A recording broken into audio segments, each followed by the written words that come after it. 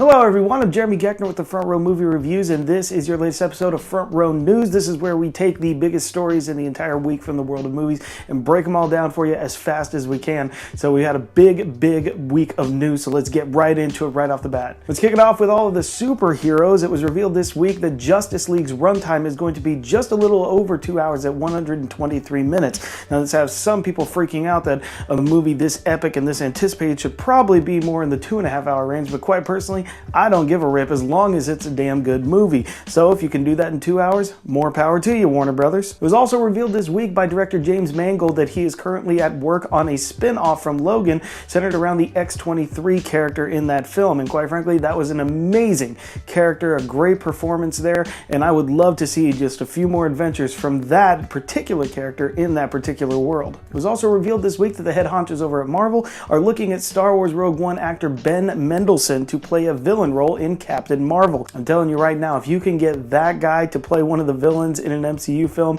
that is going to be a huge win. He was great in Rogue One, he's great in Bloodlines. I'm telling you, get this guy as fast as you can, Marvel. And the final comic book story of the week, it was revealed by Andy Serkis that he is indeed involved in the new Venom movie that's being done right now, and that Tom Hardy's performance is going to be a motion capture performance. Now this is really exciting, not only because it gives Tom Hardy even more reign to act as this character, but also that they have Andy Serkis, the undisputed king of motion capture, helping out with this film. I like where this is heading so far. In the world of new trailers this week, we had two new very good ones. The first is from Winchester, the house that ghosts built, starring Helen Mirren. This centers around the heiress of the Winchester rifle fortune that has a strange feeling that she's being haunted by the ghosts of all those who have been killed by the family's signature product. And she continues to build a house with room after room after room to try to appease the spirits.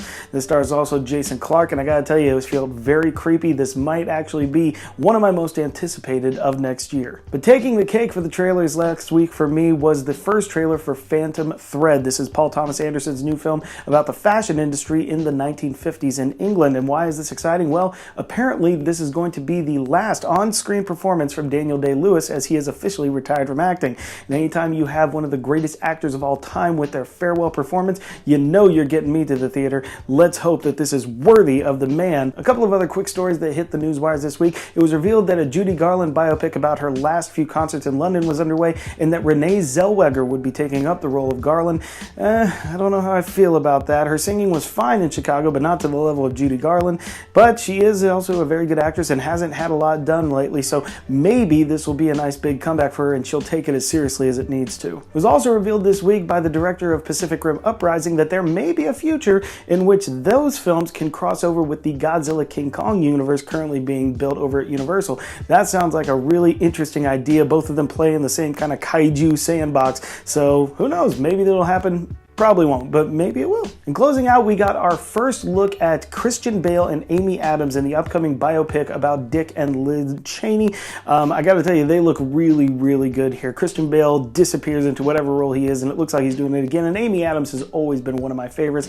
Maybe, just maybe, this might be the first time she can get an Oscar win. I'm Jeremy Geckner. That's gonna do it with us. Hey, if you want to know more, head on over to thefrontrowmoviereviews.com. You can find all of our other videos and all of the podcasts that we produce. October was a huge month for us. November is going to keep it going, as we will be also covering the Lincoln Film Festival, so make sure you get that. Of course, you can also still find all of our stuff over at springfielddaily.com as well. I'm Jeremy Geckner, and as always, we will see you in the front row.